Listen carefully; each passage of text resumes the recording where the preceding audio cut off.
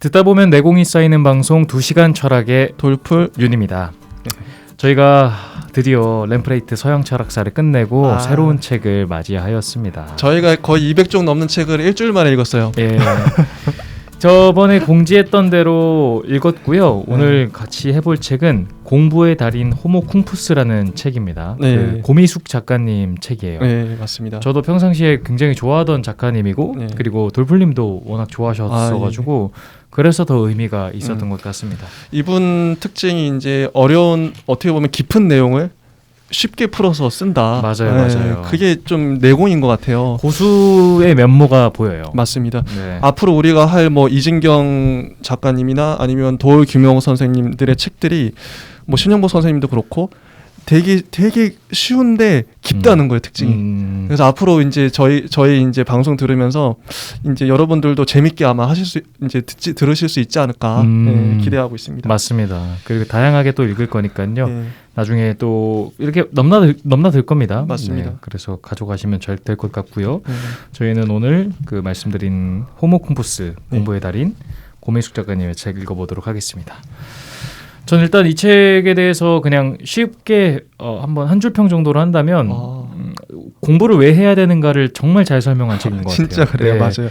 그래서 워낙 이쪽에 고민을 많이 하셨고 네. 그리고 내공이 있으시니까 아무래도 제가 주변 이들에게 그냥 막 강조하는 것보다 이 책 한번 읽어봐라라고 하면은 더 속 시원할 것 같다는 생각이 들어요. 그러니까 이 책은 이제 막 공부를 시작하시려는 분들, 네. 인문학이나 뭐 고전을 읽고 싶은 분들은 이 책을 읽으면 동기부여 확실하게 됩니다. 맞습니다. 그래서 모임 시작할 때 읽으시기 딱 좋은 책이에요. 약간 그런 것 같아요. 네. 우리가 보통 공부를 할 때 공부에 대한 목적을 갖고 하기가 참 힘들어요. 맞아요.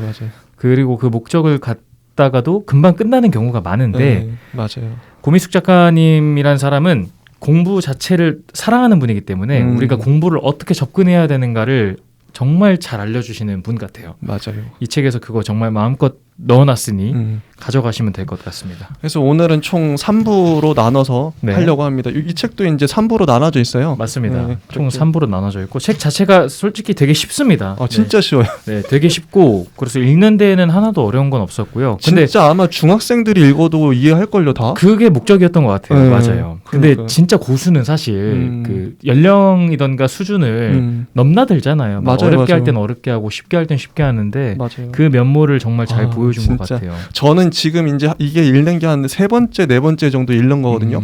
그 전에도 이제 동생하고도 같이 읽으면서 스터디했지, 또 독서 모임에서도 읽고, 예전에 이제 공동체에 있을 때도 읽고, 거의 한 4번째 읽는 거예요. 근데 읽을 때마다 새롭고, 요번엔 저는 좀 어느 관점으로 좀 봤었냐면, 이게 공부라는 게 솔직히 그냥 지식을 늘리는 게 아니라 실천의 영역. 맞습니다. 내가 이거를 지금 여기에 나와 있는 내용들을 삶에서 살아내고 있는가? 맞습니다. 그 관점으로 저는 읽었어요.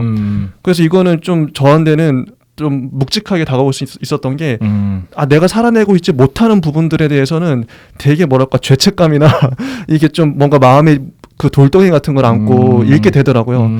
내가 아직 살아내지 못하고 있구나. 근데 반면에 내가 지금 살아내고 있는 이미 뛰어넘은 그런 성숙한 영역들은 이건 내가 이미 하고 있어. 그래서 좀 되게 좋았던 것 같아요. 맞습니다. 그런 부분에서. 공감 갑니다.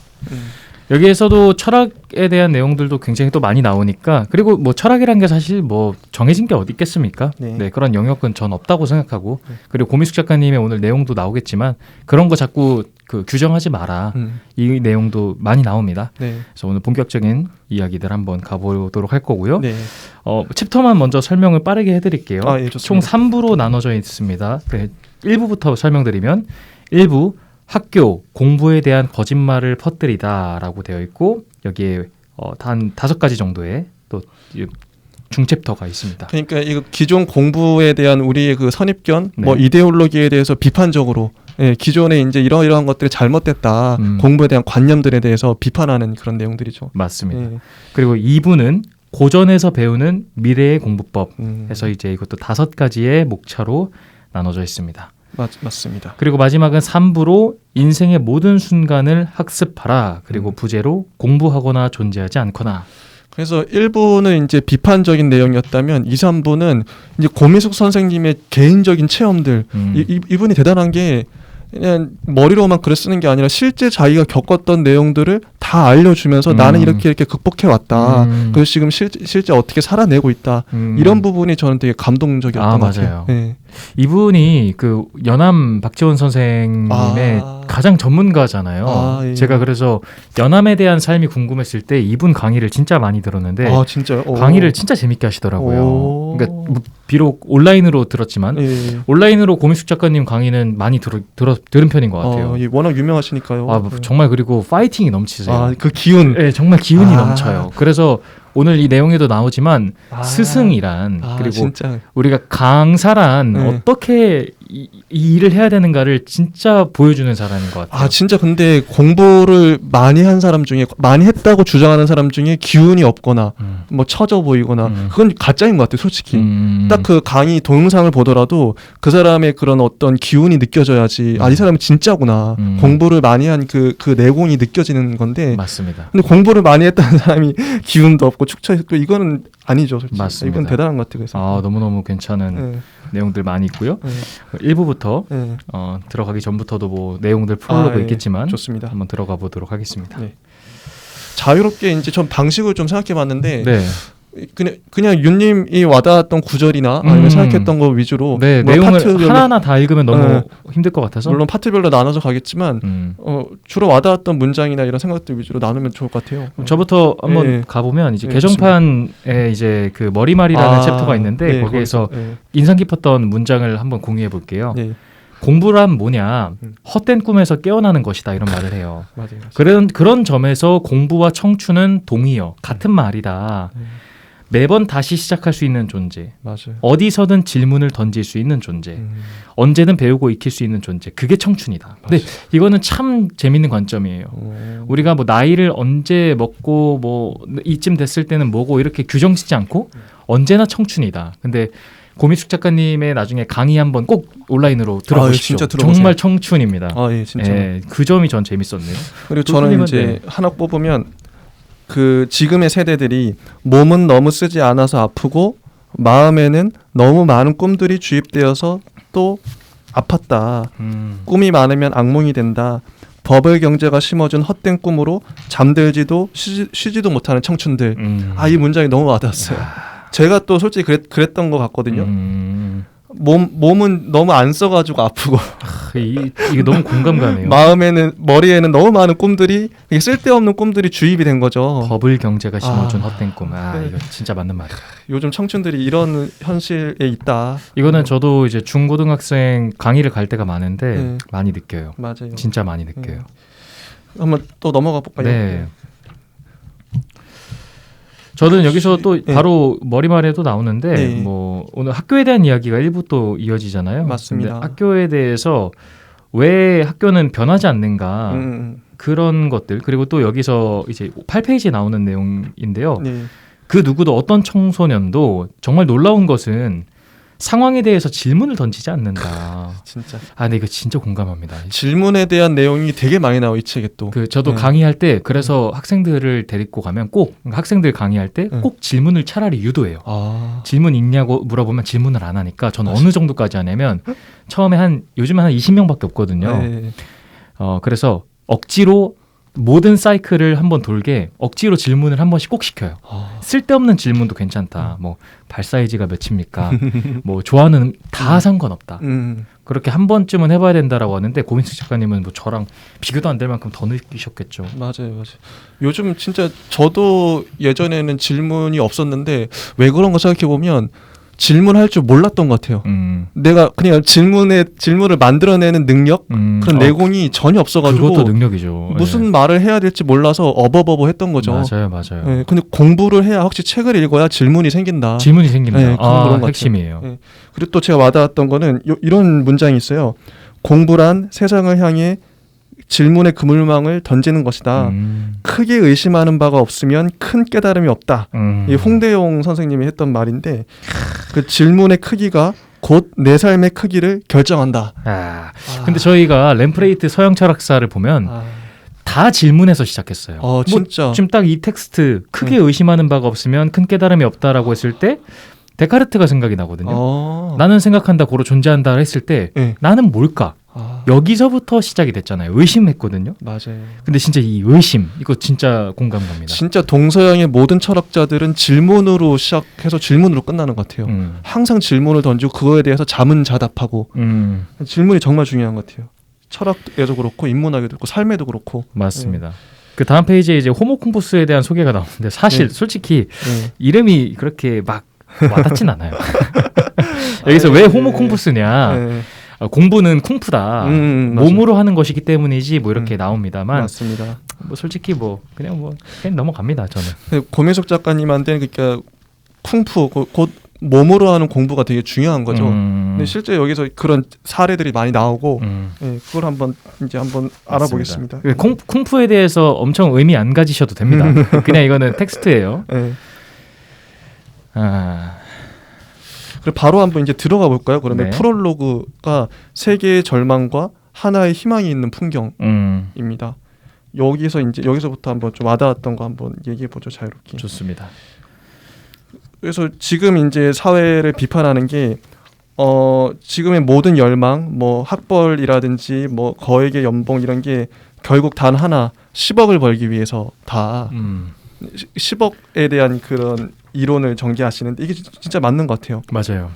어떻게 보면 진짜 왜 내가 대학에 가야 되나? 왜 학벌이 높아야 되고 왜 좋은 직장에 가야 되나? 그럼 10억을 벌어서 내가 이제 좀 안전 자산인 거죠. 잘 먹고 잘 살기 위해서. 근데 확실히 근데 저는 이제 이 지점에서 좀 어떤 생각이 드냐면은 요즘 사람들이 10억 아니면 그 이상의 돈을 원하는 건 생존에 대한 그쵸. 생존 욕구인 것 같아요. 당연한. 왜냐하면 국가도 나를 책임져주지 않고 그 어떤 사람도 나를 도와주지 않는데 내가 나를 먹여 살려야 되는 거예요. 그래서 10억을 벌어야 돼요. 그렇죠. 이게 자꾸 다 맞물려 있더라고요. 모든 사회 문제가. 저는 그래서 주변 이들에게 그 보수와 진보가 뭐냐라고 저한테 묻는다면 저는 어디서부터 시작하냐면 그 완전 처음 그 신석기 시대 그때부터 이야기를 해요. 그러니까 농사가 시작됐을 때 우리가 쌀을 수거하는 순간 쌀을 세금으로 이제 내면서 다 같이 부족 사회가 이루어지는 순간부터 이제 잉여 생산물들이 나오잖아요. 그래서 이것을 어떻게 나누냐, 뭐 골고루 나눌 거냐, 아니면은 좀 남기고 뭐 가져갈 사람이 더 가져가고 이렇게 할 거냐, 뭐 이렇게 논의했잖아요. 그러게요. 마찬가지라고 생각하는 게 이 10억을 왜 버냐. 이것도 같은 맥락인 게 아까 말씀하셨던 안전자산이죠. 그때부터 시작됐던 것 같아요. 내가 지금 굶지 않기 위해서 더 쌀을 비축해둬야지. 내가 내년까지 먹을 수 있는 걸 비축해둬야지. 근데 이게 다 만물에 이친 게 계속 내비두면 썩거든요. 그 돈이라는 거는 아까도 버블 경제 이야기했지만 언젠가 또 돈의 가치가 떨어질지 모르기 때문에 이게 전 재밌었어요. 이 돈을 그래 번다 쳐. 부귀 공명에 대한 욕망이야 인지상정이다. 근데 그 돈으로 뭘 할 거냐. 맞아. 그래 너 아파트 사고 외제차 사고 해외여행 가고 부동산 각종 보험 다 해. 그리고 그것을 자식에게 고스란히 복제해줘. 고작 그거를 위해서 청춘을 다 바치려고 이런 말을 해요. 그러면 말년에 또 삶이 허무하겠죠. 그렇죠. 근데 이 부분이 참 공감 가더라고요. 욕망의 구조를 자꾸 재생산하고 있는데 사회도 그렇고 개인도 그렇고 맹목적으로 그걸 이제 반복해서 재생산하고 있는데 이런 자본과 권력이 촘촘하게 깔아놓은 그 맹목의 질주 레일을 우리가 걷어치워 버려야 된다. 공교육이 자꾸 그걸 조장하고 있다. 맞습니다. 그런 문제 의식이 있더라고요. 저도 되게 공감을 하고요. 그리고 욕망이라는 건 여기서 나오는 게 믿음의 대상이라고 표현을 하더라고요. 맞아요. 공감 가요. 맹목적으로 믿는 거죠. 우리가 믿는 거죠. 그 10억을 벌어도 된다. 그러면 행복할 거다라고 하는 믿음.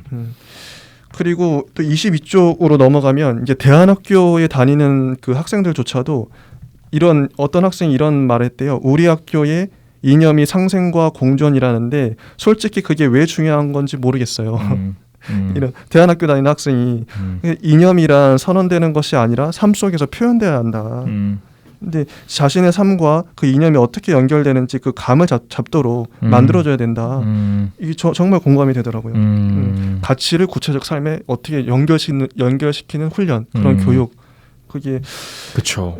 그래서 지금 이제 보면 제도 교육의 부조리보다 대안 교육의 부재가 훨씬 더 심각하다. 이것도 저는 이걸 보면서 좀 알게 된 것 같아요. 그렇죠. 대안학교를 좋은 쪽으로 많이 생각을 했었는데 뭐 좋은 쪽이 많겠지만 아쉬운 점이 분명히 존재하는구나를 느끼게 되는 것 같아요. 그러니까 대안교육은 어떻게 보면 공교육에 대한 비판으로 시작한 걸 텐데 그렇죠. 그 대안교육조차도 대안적이지 못할 때 그렇죠. 얼마나 좀 절망적일까. 맞습니다. 대안 없는 대안교육. 이런. 대안적 삶이 참 힘든 것 같아요.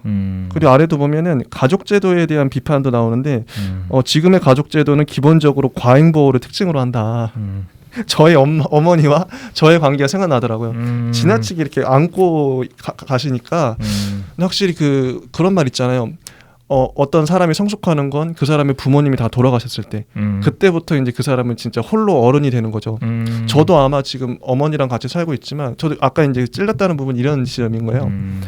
나도 빨리 어머니로부터 독립해서 그냥 진짜 몸이 따로 사는 것도 되게 중요하고 그렇죠. 따로 이제 뭐 원룸에 혼자 자취를 한다든지 네.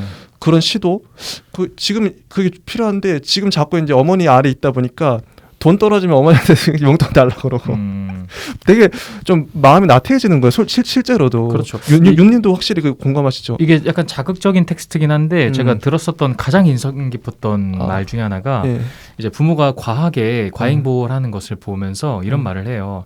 그것은 다시 그 아이를 자궁 속에 집어넣으려고 하는 거다. 맞아. 근데 이게 진짜 공감 가는 말인 게 강한 텍스트긴 하지만요.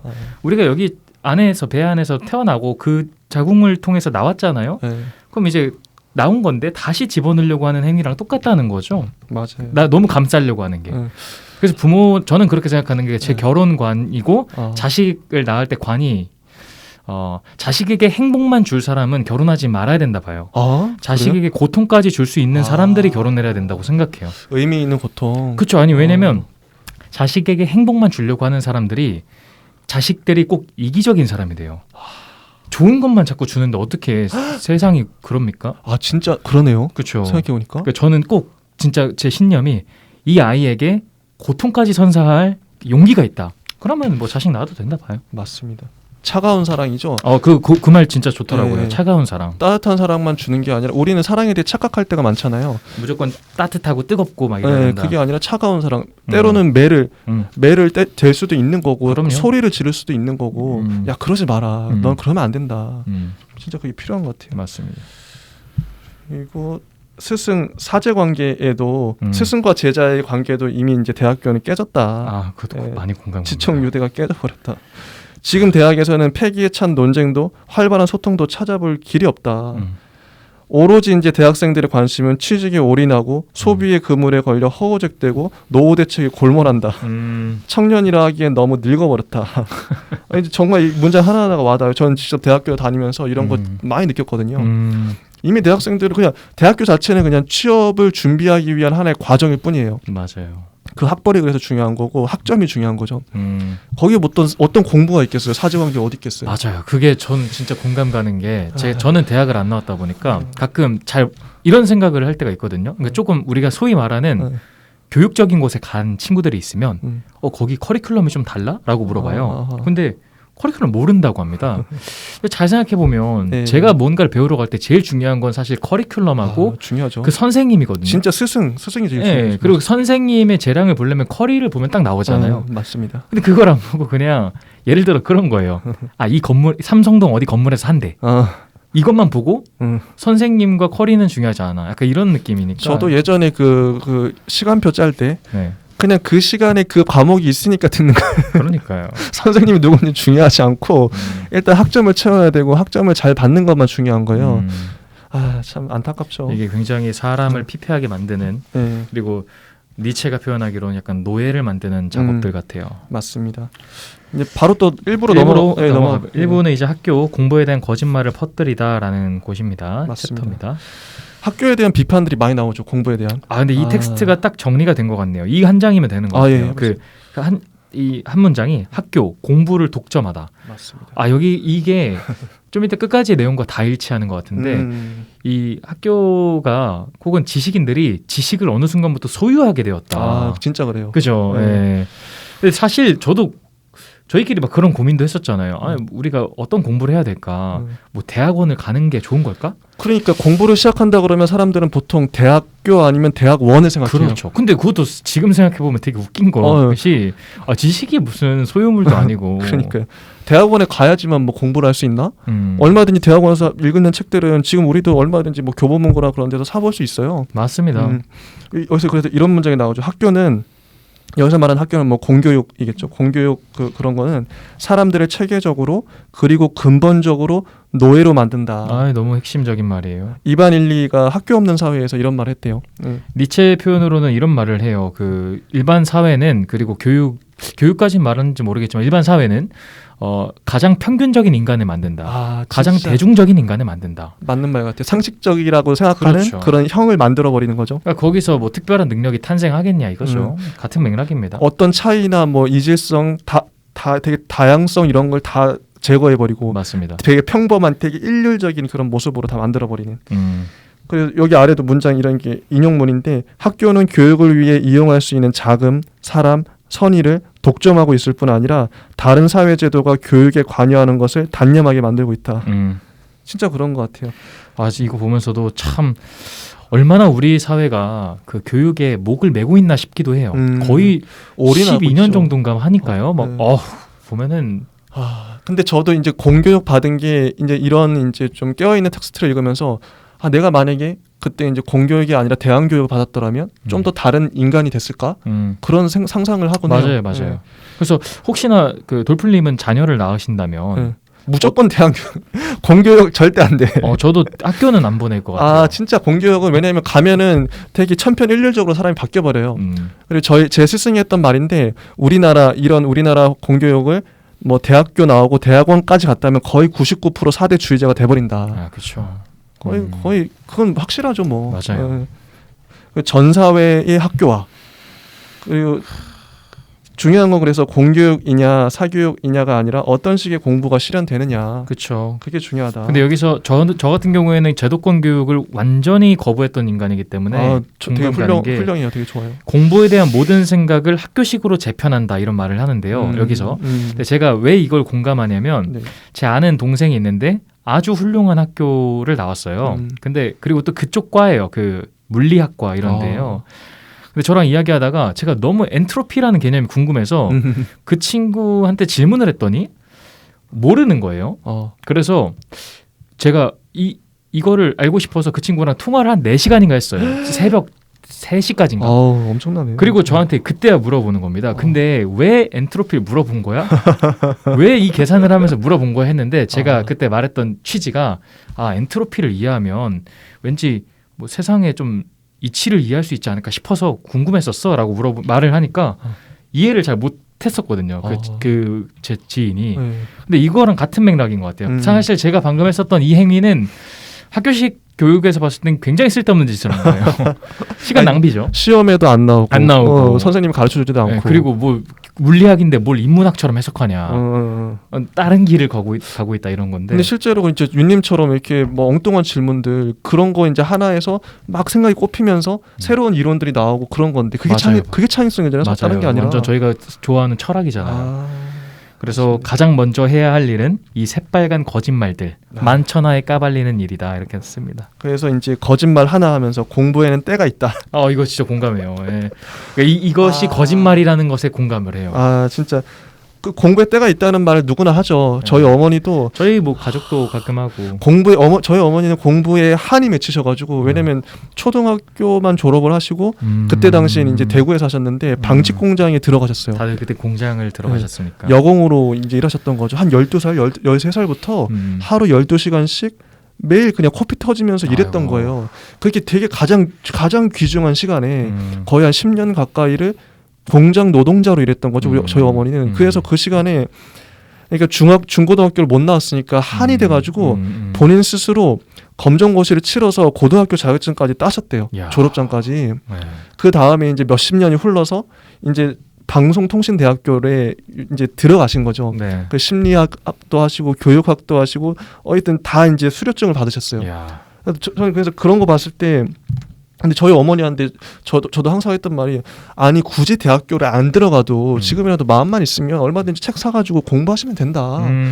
대학교 수료증 아무 쓸데 없다. 내가 가봤는데 대학교 솔직히 돈만 엄청 버리잖아요. 이게 엄청 돈이 엄청 나가거든요. 네. 근데 어머니도 내가 그때 공부하지 못한 게 평생의 한이 된다면서 그 생각이 자꾸 납니다. 아 너무 공감해요. 네. 이 챕터 말처럼 근데 공부에는 때가 없다는 겁니다. 맞아요. 근데 이 공부의 때를 만들어 버린 것을 첫 번째로 짚는 게 이제 학번 공화국이라고 표현을 해요. 근데 이게 저도 처음 알았는데 이걸 보면서 근대적 학교 제도의 산물이다. 그러니까 근대적인 학교 제도가 만든 결과물이다. 이런 학번이라는 거랑 그 때가 있다라고 만들어 버리는 이 고정관념이요. 그 여기도 이제 바로 뒤에 나오죠. 동일한 연령대의 학생들을 같은 장소에 몰아넣고 같은 내용을 주입하는 거. 그럼으로써 모든 차이와 이질성을 말끔히 지워버리고 아주 평균적이고 상식적인 존재, 곧 국민으로 재탄생시키는 것이 학교에 주어진 소명이다. 그러니까 이것도 참 봐보면 그 초등학교 3학년 때 그때 딱 곱셈을 해야 된다라는 그런 연역적인 이유가 없거든요. 그 웃기잖아요. 아니 누구는 3학년 때 할 수 있고 누구는 6학년 때 할 수 있어요. 똑같은 그렇죠. 과목을 똑같은 내용을. 근데 수준이 다 다르죠. 실제로 우리 학교 다니면서 느꼈지만 학생들마다 다 수준이 천차만편이에요. 맞아요. 못 따라오는 애들은 그러면 내년에도 그걸 공부시키면 되는데 굳이 그걸 다 이제 일률적으로 다 때려 맞춰가지고 진도를 따라가게 만든단 말이죠. 집단 통제인 거죠. 네. 이거는. 그러면 상위 그 거의 1% 아이들만 그 교육 과정을 온전히 누리고 나머지 애들은 다 낙오되는 거예요. 제가 딱 그랬던 케이스예요. 그 수업 시간에 자잖아요. 맞아요. 자고. 왜 자겠어요? 그 수업이 재미가 없고 못 따라가니까 그런 맞습니다, 거예요. 맞습니다. 저 너무 안타깝더라고요. 너무 그게. 안타깝죠. 그러면 그거에 대한 뭐 다른 대안이 있어야 없어. 되는데 대안도 없어. 네, 그냥 애들을 버려놓는 거야. 선생님들도 알면서도. 맞습니다. 저 그래서 고등학교 때 저희가 이제 실업계였는데 학교 공부가 너무 진로를 정할 때잖아요.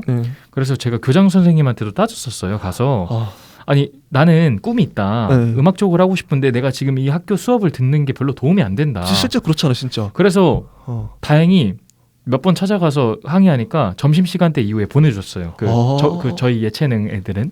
근데 이런 것도 고등학교 때야. 고등학교 3학년, 2학년 때야. 다른 학교는 그런 것도 없어요. 안 하죠. 보통 안 그래요. 인문계는 절대 안 해주죠. 그냥 매들고 때리면서 그냥 닥치고 해, 공부해. 이런 거밖에 안 해요. 말도 안 되죠.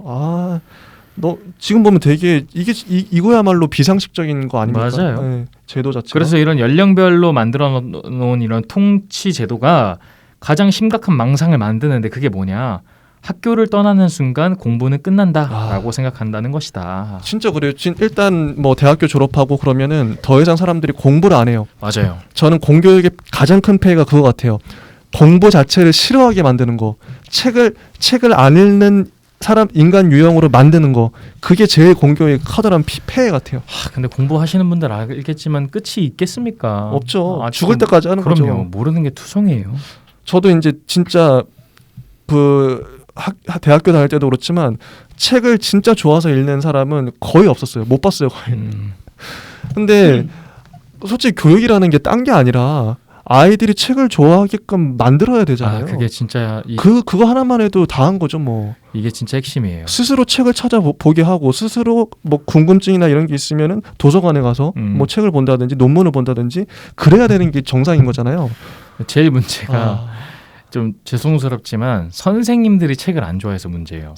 진짜. 부모님들하고 선생님들이 책을 안 좋아하니까 애들이 읽을 이유가 없어요. 부모님들은 항상 아이들한테 공부하라 그러죠. 근데 본인들은 공부를 안 해요. 그렇죠. 모순입니다. 저도 저희 어머니나 아버지가 책 읽는 거 한 번도 못 봤어요.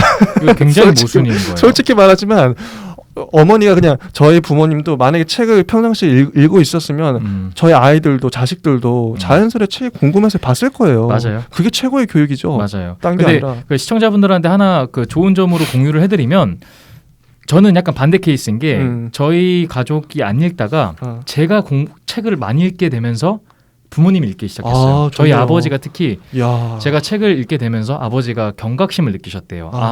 내가 이대로 늙으면 안 되겠다. 얘랑 대화 수준이 안 맞겠다 싶어서 아버지가 그때부터 책을 읽게 됐고. 이게 진짜 공부인데요? 이게 진짜 공부죠. 네. 아버지는 그래서 진짜 몇백 권을 읽는 사람이에요. 저랑 아버지는 만나면 맨날 책 이야기해요. 서로 막.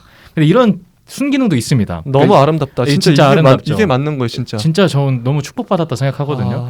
그래서 그 부모님이 물론 먼저 이렇게 주도적으로 하시는 건 또 좋지만 만약에 좀 안 된다면 자식이 해보는 것도 방법이 되긴 합니다. 경험이니까요. 맞습니다. 추천드려봅니다. 그래서 진짜 뭐 공부 지금 대학에서는 공부와 실리를 혼연일체로 사고한다. 뭐 고등학교까지는 오직 대학을 위해, 대학에 가서는 뭐 학점, 토익, 고시, 취업, 유학 등 아주 구체적인 실리가 눈앞에 있어야만 공부를 한다. 그래서 그런 것들과 무관한 공부 그 자체에 영향이 있다는 거 아예 상상조차도 하지 못한다. 결국 우리 시대에는 여기는 성차별이 사라졌다 그러는데 아직도 이 성차별이 있죠. 그래서 경제적 가치 외에는 아무것도 사유하지 못하는 지적 주체들을 길러내고 있다. 그래서 공부란 딴 게 아니라 아주 낯설고 이질적인 삶을 구성하는 거, 그리고 삶과 우주에 대한 원대한 비전을 탐구하는 거, 그게 바로 공부다. 공감 가는 말이에요. 공부는 자유의 도정이어야 한다. 삶의 새로운 가능성을 탐색해야 한다. 이게 진짜 그런 엄청나게 공감 가는 말입니다. 그리고 빈민들에 대해서도 빈민들의 공부에 대해서 얘기하시는데, 빈민들의 인문학을 공부한다는 것은 그 자체가 매우 급진적인 행동이다. 인문학에 대한 공부가 빈민들에게 정치적 삶을 가르치며 진정한 힘이 존재하고 있는 공적 세계로 이끌어주리라 확신하기 때문이다. 그리고 여러분이 만약에 가난하시다면, 만약에 내가 삶이 너무 어렵고 힘들다고 그러시면 뭐 마음이 힘들 수도 있고 공부를 하시면 돼요. 맞아요. 그게 진짜 답인 것 같아요. 맞아요. 내 마음을 일단 다스릴 수가 있고, 그리고 경제적인 것들에 그 삶은 안 바뀔 수 있어요. 저도 지금이 공부하기 전이나 지금이나 삶은 똑같아요. 항상 알바를 하고 있고, 근데 마음이 달라졌어요. 마음이 달라졌죠. 공부를 하면서 이게 좀 뭔가 좀 품이 넓어진 거죠. 이게 공부의 유익인 것 같아요. 맞습니다. 새로운 삶의 가능성을 발견하고 탐색할 수 있다는 거. 그리고 저는 공감 가는 대목이 47페이지인데 그 한 사회가 공동체적인 리듬을 가지려면, 그러니까 조화를 가지려면 노인과 청년과 어린이와 다 함께 해야 된다라는 겁니다. 진짜. 이렇게 할 때만이 비로소 집합적 기운, 이게 같이 에너지가 교류가 된다는 건데, 맞습니다. 역시나 우리 고민숙 작가님은 연암을 사후라고 자기가 표현하는데요. 스승이자 친구. 나중에 또 나옵니다만 또 연암에 대한 이야기가 나옵니다. 그 밑에 이제 하단에 인용문이 있는데, 열하일기에서 이런 일화가 나온대요. 열하의 태학에 늙은 훈장이 있었다. 그는 민가의 어린아이 호삼다에게 글을 가르쳤다. 나이는 겨우 13살. 또 만주인인 73살의 노인 하나가 있었다. 둘의 나이 차이는 무려 60년. 한 갑자의 차이가 나는 띠동갑이다. 둘은 강의를 듣기 위해 날마다 이른 새벽이면 나란히 책을 끼고 앞서거니 뒤서거니 발걸음을 맞춰 훈장을 찾아온다. 때로 훈장이 손님과 이야기를 나누느라 겨를이 없으면 노인은 즉시 몸을 돌려 꼬마 호삼다에게 고개를 숙여 한 차례 가르침을 받는다. 훈장이 연암에게 말했다. 저 노인은 손자가 5, 증손자가 2이나 있는데 날마다 몸소 찾아와 강의를 듣고는 돌아가서 다시 손자들에게 가르쳐줍니다. 어찌나 근실한지 정말 놀랐습니다. 연암은 감탄한다. 늙은이는 부끄러워하지 않고 어린이는 업신여김이 없구나. 학교가 쳐넣은 덫 그리고 곧 공부와 나이를 오버랩시키는 속임수에 걸리지 않는다면 우리도 얼마든지 가능하다. 이런 글들인데 진짜 이거 감탄스럽잖아요. 60대 70대 할아버지가 10대 아이한테 고개를 숙이면서, 그러니까 허리를 90도로 구부리면서 가르쳐달라 하면 이거는 정말 이 노인은 부끄러움이 없는 거고, 이 아이는 이 노인을 보고 이 사람 못 배웠네 이렇게 업신여기지 않고 좋습니다. 당신 나와 친구다. 와, 이거 대단하죠. 지금 공교육에서는 절대 상상할 수 없는 못하는 거죠. 그런 장면이잖아요. 지금 학생들이 선생님한테 틀렸다고 하면 그거 그 반영되겠습니까? 안 됩니다. 그리고 진짜 이거 또 생각해 보면은 지금 8살짜리 1학년 아이들은 온통 반에는 8살, 뭐 많아야 뭐 한두 살, 거의 이제 연년생 뭐 1살 정도밖에 차이가 안 날 거예요. 많이 해도.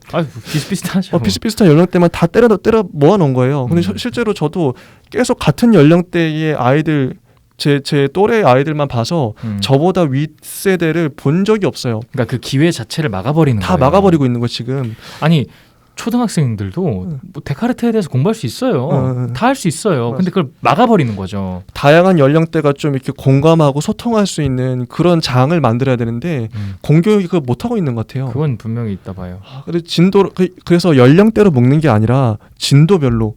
그러니까 그 사람의 수준별로 사람을 만약 모으면 그래서 막 초등학교 1학년일지라도 거기에 뭐 13살짜리 아이가 있고 아니면 20살짜리 청년이 있고 그럴 수도 있잖아요. 솔직히. 그럼요. 지금 만약 처음에 이제 그 커리큘럼을 시작한다고 했을 때 실제로 이제 공교육 말고 그냥 우리가 이제 그냥 강의를 들으러 가면 연령대가 다양하잖아요. 완전 다양하죠. 그게 진짜 공부인데. 그게 진짜 공부죠. 예. 그런 게 좀 그런 장소가 장이 좀 만들어졌으면 좋겠어요. 맞습니다. 너무 아쉬워요. 그리고 저는 하나만 또 짚고 넘어가면 공부에는 두 가지가 필요하대요. 밥을 먹고 물을 마시듯 꾸준히 밀고 가는 항심. 그리고 늘 처음으로 돌아가 배움의 태세를 갖추는 하심. 항심과 하심이 되게 중요하다. 저는 이걸 계속 이제 되뇌고 있거든요. 근데 항심을 우리가 지금 실천하는 방법은 매주 모여서 유튜브 녹화를 한다. 그래서 이렇게 매주 이제 어떤 습관으로 만드는 거죠. 항상. 그리고 하심, 이건 처음으로 돌아가는 자세. 이거 초심도 되게 중요한 것 같아요. 맞아요. 사람이 교만해지지 않고 마음이 낮은 자세로 항상 그 열정을 가득 품고 가는 하심. 이게 정말 진짜 중요합니다. 뭔가 공부해본 사람은 다 알겠지만 자기가 안다고 말을 못해요. 두려워요. 그게. 맞습니다. 50페이지에 저는 인상 깊었던 말이 두 번째 거짓말 툴, 독서와 공부는 별개다. 네, 이 챕터인데 거기서 이제 이런 게 나오는데 정약용 선생님 이제 그 다산이 유배지에서 아들에게 편지를 썼대요. 근데 이런 말을 합니다. 이제 가문이 망했으니 네가 정말 독서할 때를 만났구나라고 합니다. 와, 근데 이거 얼마나 대단한 말입니까? 그렇죠. 야, 진짜 이분도 정말 다산도 독서를 정말 많이 하셨다고 워낙 유명하니까. 진짜 워낙 유명하시죠. 제가 알기로는 그걸로 유명했다고 해요. 그 한 책을 뭐 100번 읽는 거였나? 그걸로 되게 유명하셨다 했거든요. 진짜 공자도 제가 듣기로는 그 위편 3절이라고 그랬던가? 그 대나무 그 쪽대가 자꾸 해져서 부러질 정도로 책을 수없이 그 주역을 읽었다 그랬나? 공자가 그랬다고 그러더라고요. 근데 모든 위대한 인물들이 그렇게 책을 많이 읽었다는 공통점이 있는 것 같아요. 맞습니다. 독서. 그리고 외국어 공부에 대해서도 여기 또 재밌는 이야기가 또 나와요. 외국어를 배운다는 거는 그 나라의 언어의 매트릭스 안으로 들어가는 거다. 이런 얘기도 나오고.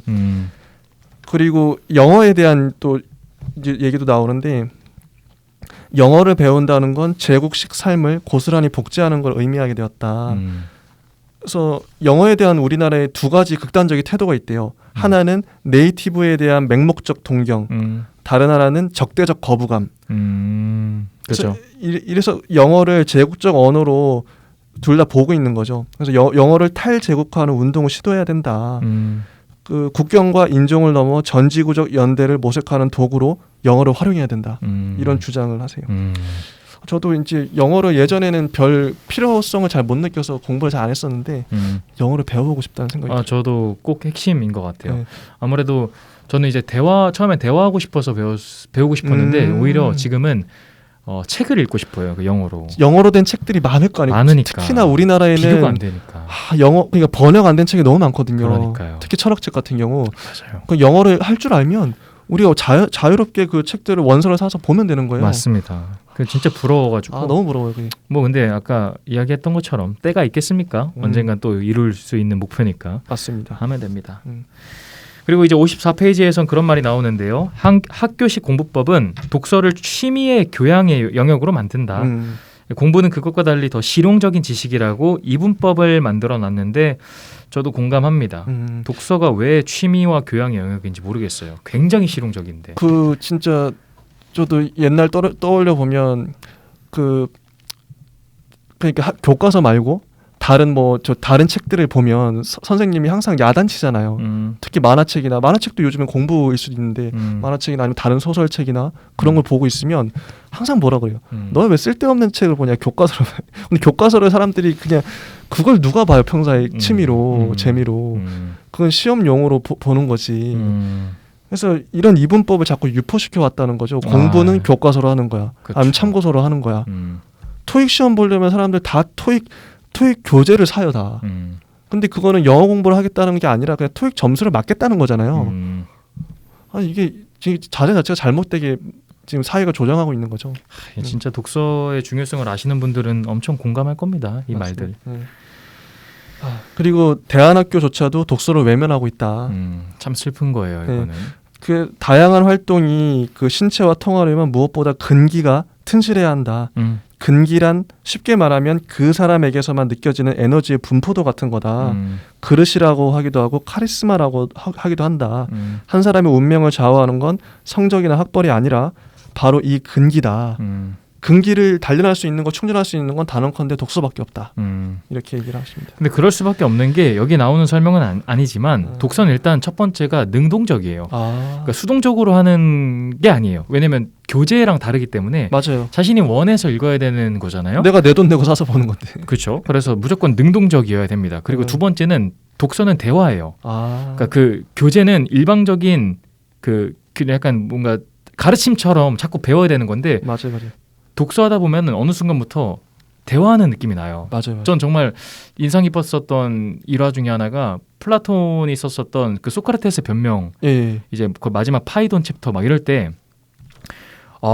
진짜 저는 소크라테스 선생님하고 대화한다는 느낌을 받았거든요. 막 카페에 앉아가지고 막 이분 이야기를 듣는 것 같은 거예요. 그 매력을 느끼면 독서가 얼마나 재밌는 건지 그리고 얼마나 도움이 되는 건지 능동적인지 깨달을 수 있다고 봅니다. 그런 매력, 그런 재미를 요즘 아이들은 거의 못 느끼죠. 교과서에서 어떻게 느끼겠어요. 그래서 저도 제 조카가 있는데 이제 중학교 1학년하고 초등학교 5학년인데 조카들한테 끊임없이 그거를 자꾸 촉발시키려고 노력을 엄청 해요. 막 그런 질문해요. 자, 저기 별이 떠 있다. 저 별은 왜 떠 있을까? 이런 질문을 하면 대답을 안 하죠. 막 처음엔. 근데 그거에 대해서 잘 알려주면 재밌어 해요, 다들. 그래서 진짜 중요한 거는 그 사람마다 갖고 있는 화두 이게 다를 것 같아요. 정말 궁금해하는 것들을 이 아이가 어떤 걸 궁금해하고 있는지 그거를 이제 좀 관찰하고 끄집어낼 수 있어야 되고, 맞습니다. 또 이 아이의 그 욕망이나 그 생각들을 잘 이렇게 좀 이렇게 몰아서 이런 것들에 좀 관심을 가질 수 있게끔 보여줘야 되는 게 되게 중요한 것 같아요, 교육에서. 맞습니다. 그래서 1990년대 이후 수많은 대안학교가 생겨났는데 왜 독서를 집중적으로 훈련시키는 학교는 없는 걸까? 이런 질문도 던지십니다. 그리고 바로 이어서는 그 밑에 줄에 원래 90년대까지만 해도 대학생이 되면 뭐 헤겔이니 니체니 마르크스니 하면서 막 여러 가지 이야기를 했는데 요즘은 실용적 이익과 관련이 없으면 읽지 않는다. 그게 왜 그러냐. 맞아. 지금 대학생들은 도무지 질문을 할 줄 모른다. 사회에 대해서건 삶에 대해서건 질문이 없다. 왜냐? 독서하지 않으니까. 그리고 그들에게 지식이란 뭐 책을 통해 탐구하는 대상이 아니라 인터넷에 떠다니는 검색 다발일 뿐이다. 구글링인 거죠. 그러니까 실제로 그렇거든요. 궁금한 거 있으면은 뭐 네이버에 찾아보고 아니면은 진짜 유튜브에 찾아보고 그런단 말이에요. 순간순간 그냥 얻는 거죠. 그러니까 토론 수업이니 자기주도 학습이니 하는 것도 세계화 대상을 해석할 수 있는 눈이 있어야 되는 법이다. 지금 대학생들은 도무지 질문을 할 줄 모른다. 사회에 대해서건 삶에 대해서건 질문이 없다. 왜?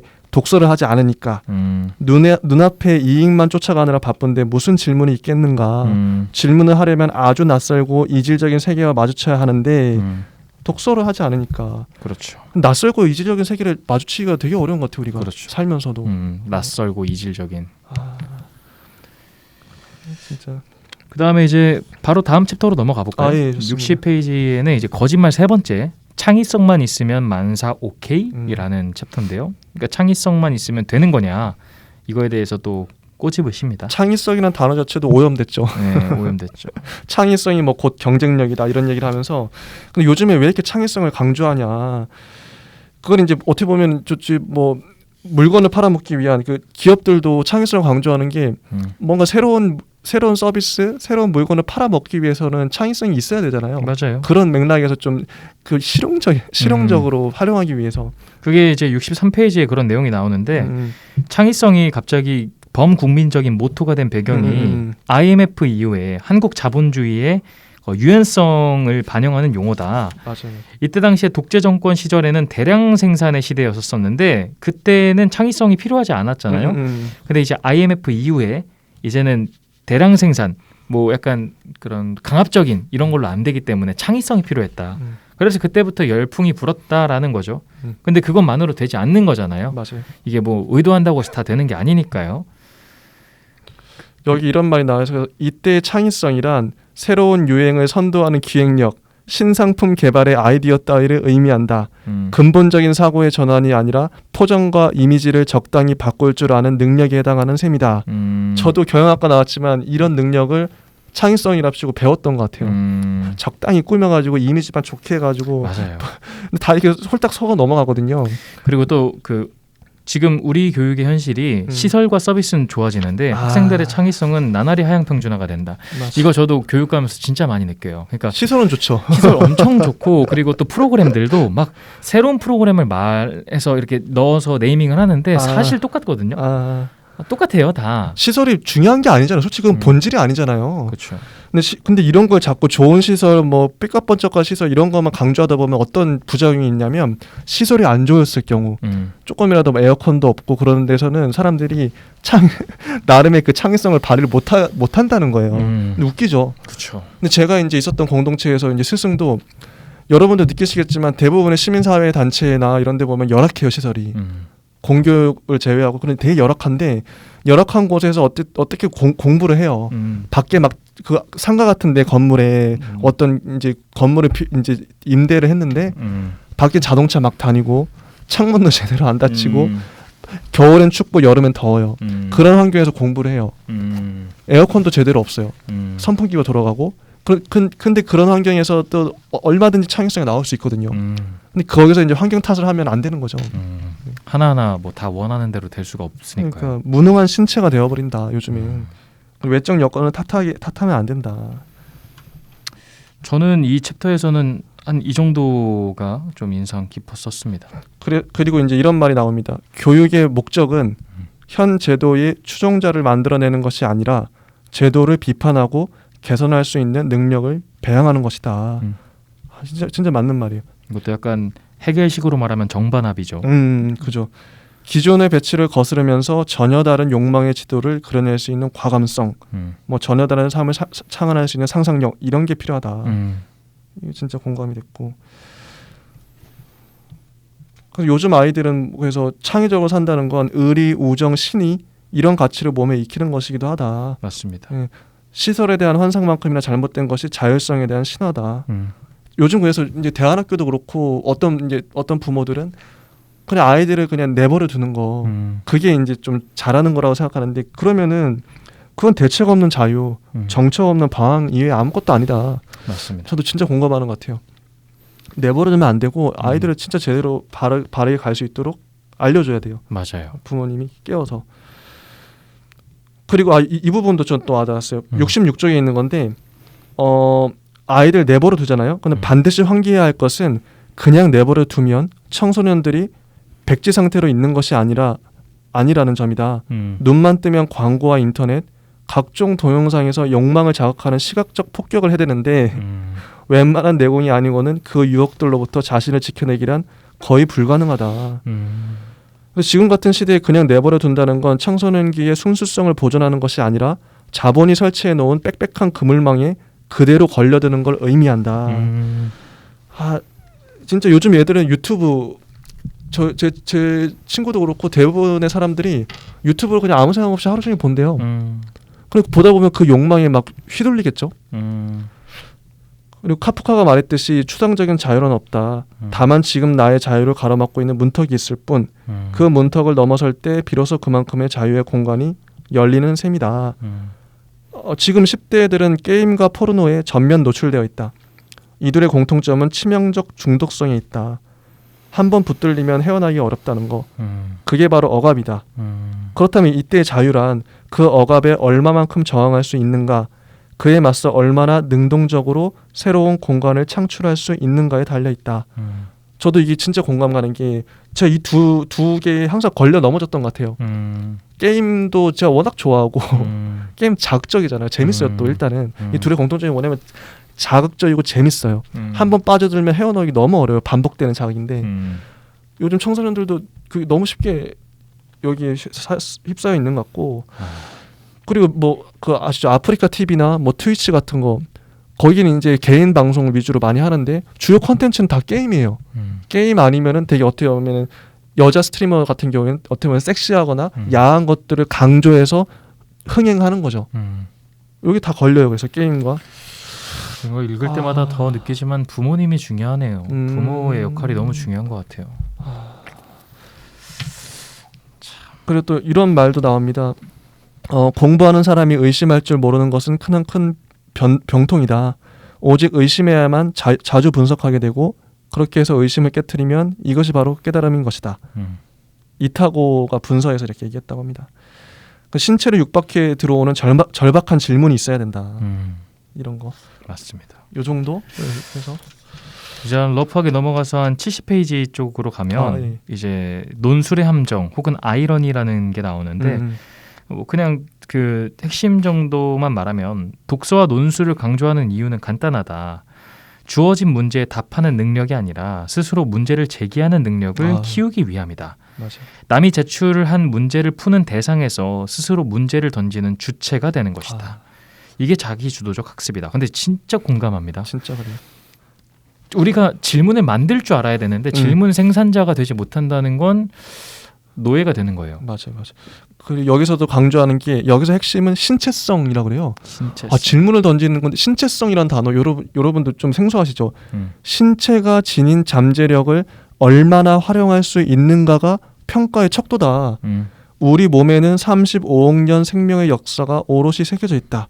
이 기억들을 얼마나 능동적으로 활용하느냐에 따라서 개별 주체와 사회의 운명이 달라진다. 전 여기서 좀 공감도 되고 좀 반성도 됐던 게 나는 나의 신체성을 얼마나 활용하면서 살고 있는가. 이게 어떻게 보면은 그 질문을 던지는 능력을 가늠하는 그런 잣대잖아요. 그렇죠. 근데 윤님 확실히 이제 헬스도 하시면서 운동하면서 나의 신체를 자꾸 관찰하게 되고 내 신체가 점점 근육이라든지 이렇게 발달하게 되는 걸 보잖아요. 맞아요. 그러면서 이제 좀 스스로 좀 느끼시는 게 많을 것 같아요. 많죠.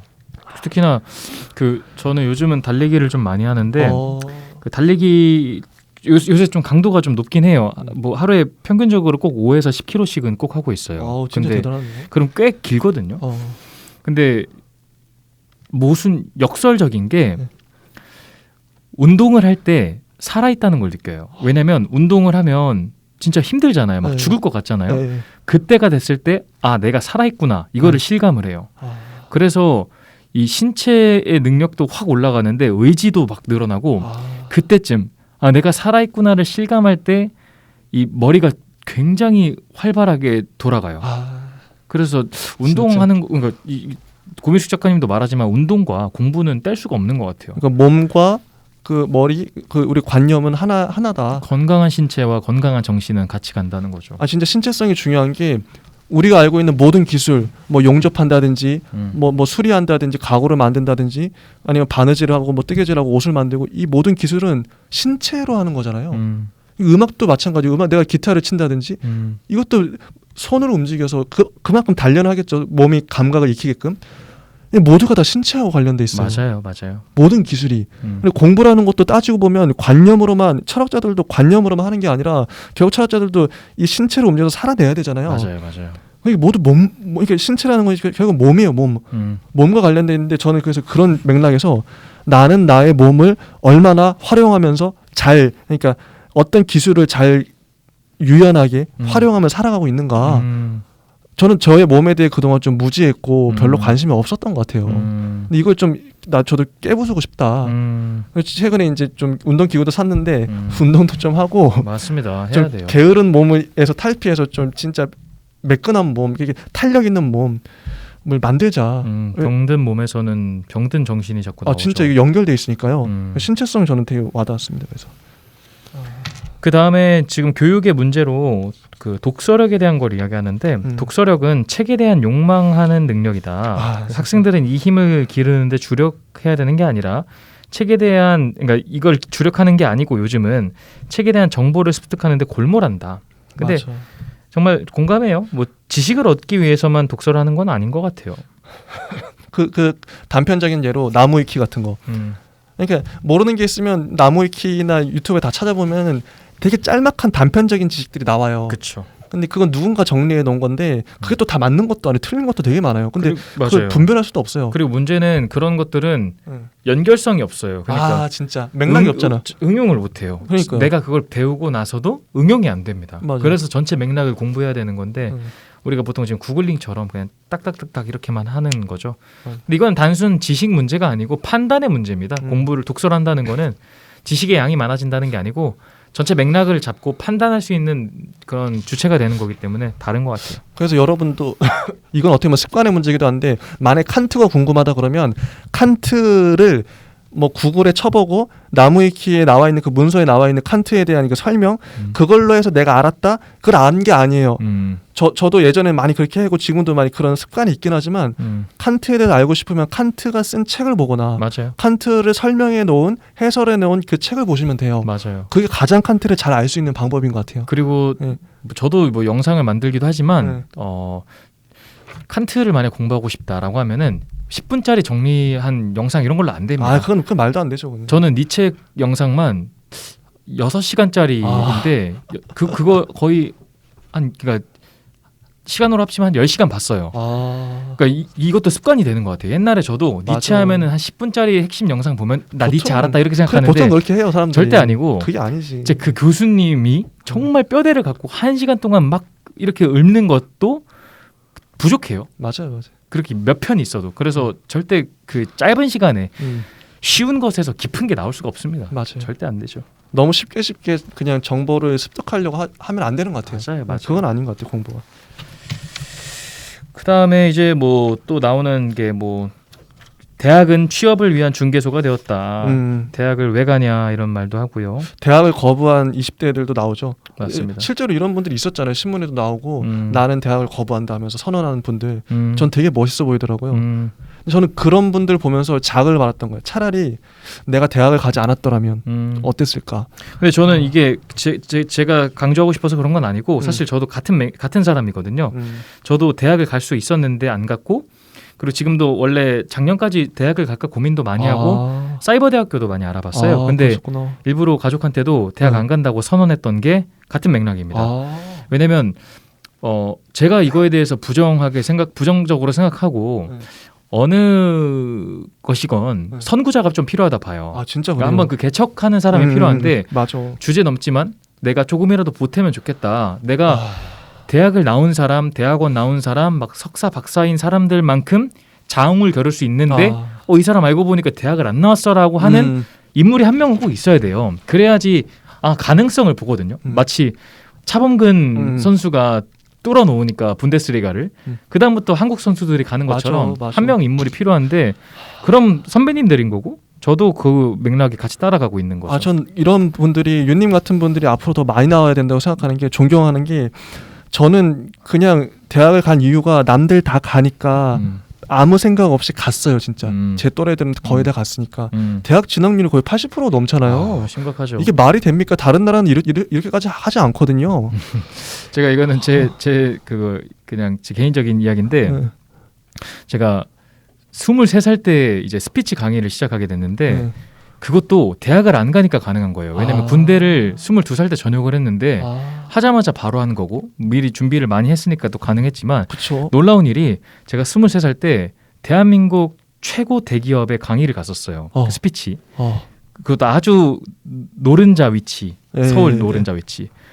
한 몇십 명 들었어요. 근데 제가 거기서 인생을 배웠습니다. 이 사람들 연봉 장난 아닌 사람들이고 다 대학교 장난 아닌 곳 나온 사람들이고 그러겠죠, 아마. 다 이제 좋은 집 차 있는 사람들이거든요. 그러겠죠. 근데 제가 그때 확신한 게 이 사람들 나보다 모른다. 그리고 그 사람들이 결과적으로 강의가 끝날 때 저한테 와서 막 모르는 걸 물어보더라고요. 그때 정말 단지 이런 스펙이 정말 중요한 게 아니구나를 맞아. 너무 크게 느꼈어요. 정말 너무 크게. 저는 대학교를 나온 사람으로서 진짜 단언할 수 있는 게 경영학과 4년 다니면서 제가 이게 그만한 값어치를 하는가? 그만한 내가 시간을 보내기에 그만큼 시간을 쏟은 만큼의 값어치를 하는 거 보면 아닌 것 같아요. 거기서 배웠던 내용들은 책 몇 권만 사면 다 배울 수 있는 거고. 진짜 공감해요. 맞아요. 이게 내가 진짜 만약 뜻을 두고 어떤 스승 밑에서 그 대학교의 그 스승 밑에서 내가 공부를 해야 돼 이런 거 아니면 가지 마세요 진짜. 진짜 공감해요. 아니 그런 건 있어 확실히. 우리나라에서 아직까지는 뭐 학벌 어느 대학교를 나와야 뭐 대학교를 나와야만 들어갈 수 있는 기업은 있잖아요. 그렇죠. 이런 건 근데 솔직히 사회가 바뀌지 않은 한 어쩔 수가 없어서 만약 그런 기업에 가고 싶다면 대학교를 뭐 억지로라도 다닐 수는 있는 것 같아요. 그런 뭐 어느 정도 대학교 수료증이 필요하다면. 근데 그런 게 아니라면 별 남들 다 하니까 하는 이거 아닌 것 같아요. 맞아요. 돈만 버는. 저는 이제 뭐 앞으로 남은 시간이 있겠지만 이제 경험자로서 물론 그러면 좋겠지만 그러지 않아도 길이 있어요. 저 같은 경우에도 강의를 가면 그 학벌을 봐요. 그 특히나 대기업 같은 데서는. 근데 그런 거를 뚫어버릴 만한 항상 무기가 생겨요. 맞아. 그게 꼭 필수 조건은 아닌데 사람들이 웬만하면 보거든요. 경력이 있거나 뭐 그러면 다 뚫을 수 있는 경력이 있거나 아니면 이 사람의 뭔가 다른 무기가 있다라고 하면은 충분히 그 뚫을 수 있어요. 맞아요. 가능합니다. 그래서 앞으로는 더 쉽게 훨씬 되겠죠. 더 심해지겠죠. 네. 그렇습니다. 그래서 여기서 뭐 배움이란 뭐냐? 내가 다른 존재가 되는 거다. 그래서 제가 가장 여기서 공감했던 게 배움에는 반드시 스승과 친구가 있어야 된다. 그래서 가장 좋아하는 말이 사우다. 뭐냐면 스승이면서 친구인 관계다. 맞아. 이게 진짜 연암 박지원 선생님의 모토죠. 맞아요. 어떻게 보면 지금 우리도 사우라고 생각해요. 맞아요. 저도 윤님이 저의 스승이자 친구다. 정말 공감해요. 공부하는 같은 벗이고. 이게 그 항심과 하심을 갖고 있으면 누구나 사우가 될 수 있는 것 같아요. 맞습니다. 그리고 이제 그 역사 속 공부의 달인들 하면서 이제 유명한 말들이 나오는데 전 좀 와닿았던 게 유영이라는 분이 남긴 권학문이라는 데 보면 권학문. 이런 문장이 나옵니다. 부모가 자식을 기르면서 가르치지 않는 것 이는 부모가 자식을 사랑하지 않는 것이요 가르친다 하더라도 엄하게 가르치지 않는 것 이 또한 부모가 자식을 사랑하지 않는 것이다. 부모가 가르치는데 자식이 배우려 하지 않는 것 이는 자식이 그 자신을 사랑하지 않는 것이요 배우기는 하되 힘써 노력하지 않는 것 이 역시 자기 자신을 사랑하지 않는 것이다. 이게 되게 맞는 말이에요. 역시 너무 옛날 분들 왜 이렇게 잘 쓸까요? 그러니까요. 똑같은 말을 하더라도 기가 막히겠어요. 그러니까 와닿게. 이 말 자체가 너무 좋았고요. 저는 그 박지원 선생님의 연암 제 고미숙 작가님의 열하일기던가 그 박지원 선생님에 관련된 영상 한번 나중에 꼭 봐보세요. 1시간 진짜 금방 갑니다. 그 정도구나. 저는 몇 편 봤거든요. 근데 여기서 그 박지원 선생은 우정론이라는 그 자신의 이론이 있었어요. 모두가 친구가 될 수 있다. 그래서 그 되게 유명한 게 죽을 때도 그 친구들을 불러요. 그래서 고기 파티를 해요. 술도 먹고. 그리고 이런 말을 합니다. 내가 죽을 때 웃으면서 죽고 싶다. 그래서 같이 놀자. 그래서 실제로 웃으면서 돌아가셨대요. 이 너무 멋있지 않아요? 얼마나 행복할까? 행복하잖아요. 근데 이분이 원래 그 고미숙 작가님 강의 보면 알겠지만 조선시대 최초 혹은 뭐 역사 거의 최초라고 보통 표현도 하는데 불안 장애가 있었대요. 공황 장애던가. 예전에 어렸었을 때 한 10대인가 20대 때. 힘드셨겠네. 원래 되게 집안도 좋고. 그러니까 그런 말 하거든요. 그런 불안감이던가 뭐 공황 장애던가 이런 불안 장애 같은 거는 그 자신의 삶에 그때 당시 시대에서는 절대 생길 수가 없는 그 정신병이다. 고미숙 작가님 말로는요. 그런데 연암은 이걸 뛰어넘었던 사람인 거죠. 근데 거기서 고치게 되었던 게 우정이에요. 사람들을 필담을 했다고 하잖아요. 그래서 실제로 중국 갔을 때도 대화는 안 되지만 글을 쓰면서 대화를 나누고 모두가 친구가 될 수 있다라고 했는데 여기서 그런 말을 써요. 우정론에 대단한 사귀는 것은 얼굴을 마주 대하지 않아도 된다. 그리고 두터운 벗은 서로 가까이 지내지 않아도 된다. 다만 마음과 마음으로 사귀고 그 사람의 덕을 보고 벗으로 삼으면 되는 것이다. 그리고 여기가 핵심이라 보는데 위로 1000년 전에 옛사람과 벗을 해도 사이가 먼 것이 아니다. 만리나 떨어져 지내는 사람과 사귀어도 사이가 먼 것이 아니다. 맞아. 그래서 저 이때 진짜 무릎을 친 게 제가 뭐 소크라테스 선생님이던가 뭐 공자님, 뭐 부처님, 뭐 예수님 이런 분들 저랑 만리에 1000년, 2000년 먼 분이거든요. 맞아요. 근데 친구가 될 수 있다는 거예요. 진짜 그렇죠. 사우가 될 수 있다는 거잖아요. 맞습니다. 이게 진짜 우정인 것 같습니다. 맞아요. 멋있었습니다. 제 스승도 항상 예수님이 나의 스승이고 지금까지 우리가 배웠던 모든 이 책에 나온 사람들이 나의 진짜 스승이 될 수 있다. 그 뜻대로 계속 묵상하고 그 뜻대로 살려고 노력하다 보면 실제 그런 것 같아요. 정말 가깝게 느껴져요. 맞아요. 이렇게 1부 시간 마무리 해볼까요? 아, 예, 좋습니다. 네, 1부 시간은 저희가 이제 학교에 대한 이야기 전체적으로 했고요. 2부 시간에는 드디어 고전에서 배우는 미래의 공부법이라는 챕터입니다. 1부는 어떻게 보면 비판 위주로 이제 갔는데 2부부터는 2부, 3부는 대안이니까 더 재밌을 거예요. 맞습니다. 실질적인 내용들이 나오고 우리가 어떻게 공부해야 되고 어떻게 살아내야 되는지 그래서 더 기대하셔도 좋을 겁니다. 맞습니다. 저희는 그럼 2부 시간 때 다시 찾아뵙도록 하겠습니다. 네.